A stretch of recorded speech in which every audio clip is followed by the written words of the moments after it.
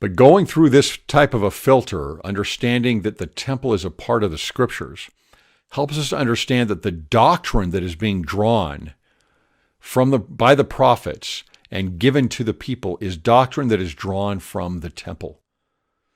And oftentimes we may go to the temple, we go through the ordinances, we sit and listen, we know we are serving those on the other side of the veil, but there is an immense amount of doctrine that we get specifically in the temple. That is something that has really helped me a lot to understand the Scriptures more and to understand principles of the gospel more, is just really focusing on what I learn as I go through the temple and the doctrine that is presented there that helps me understand more what I find in the Scriptures. And we look then at the Beatitudes, which are found in verses 3 through 11.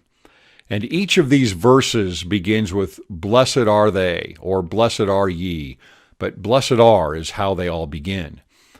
These are called the Beatitudes because they come from the Latin term beatus, or beatus, which means fortunate or happy or joy.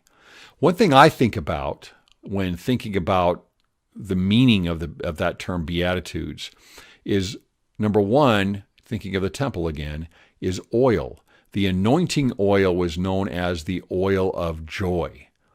And so that is a temple term that is used right there. The other would be the tree of life itself is known as a tree of joy and a tree of happiness.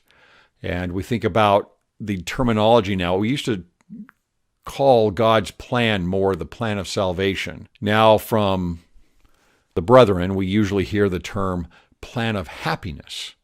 And I think that we can think of the plan of happiness also, not just in a sense of what brings us joy, because it does, but if we put it into a temple setting, we realize that as we get through the temple to our end in the temple, that the plan of happiness is the plan of progression toward the tree of life, which represents joy and represents happiness. Think of Lehi's vision, where he's filled with joy as he gets to the tree of life and partakes of the fruit there.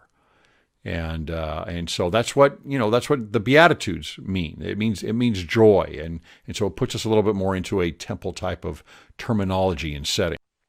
One thing I learned recently, going down to verse 5, where it is, "Blessed are the meek," from LeGrand Baker and Stephen Ricks in their book, "Who Shall Ascend into the Hill of the Lord?"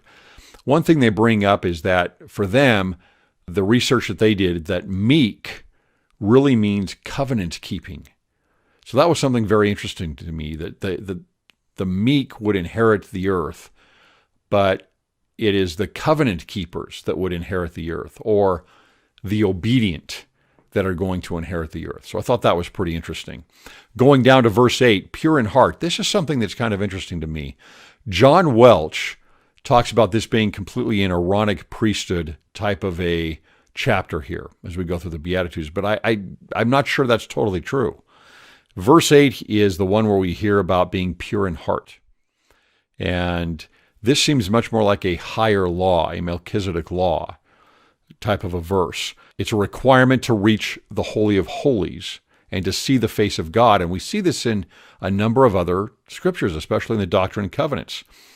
Section 67, sections 93, sections 95, all talk about being pure in heart as a requirement to get to see the face of God. And again, when we talk about seeing the face of God, we're talking about the temple also. That is a temple reference. It is getting through the veil to see the face of God. And so think of that, and when we talk about, again, that filter, that temple filter in the scriptures, whenever you see the face of God, think of the temple. Think of going through the veil. And as you see the Beatitudes here, the way these apparently seem to be set up is that these are requirements to be able to get into the temple or to progress through the temple. We see this as blessed are they, blessed are thee. Jesus here obviously is talking, or at least he's he's speaking to his disciples, to his followers here, but he's referring third person to somebody else. Blessed are the meek. Blessed are they who. And then all of a sudden, he changes that. In verse 11, Jesus changes where he says, Blessed are ye, when men shall revile you and persecute you, and shall say all manner of evil against you falsely for my sake. So he's been in the third person. They've gone through the requirements here of everything that you need to progress or to even get in, possibly to the temple. And now he's addressing them directly, as if maybe now that you've gone through these requirements and agreed to these requirements, now we're addressing you directly as initiates here. This verse 11 makes me think about shame.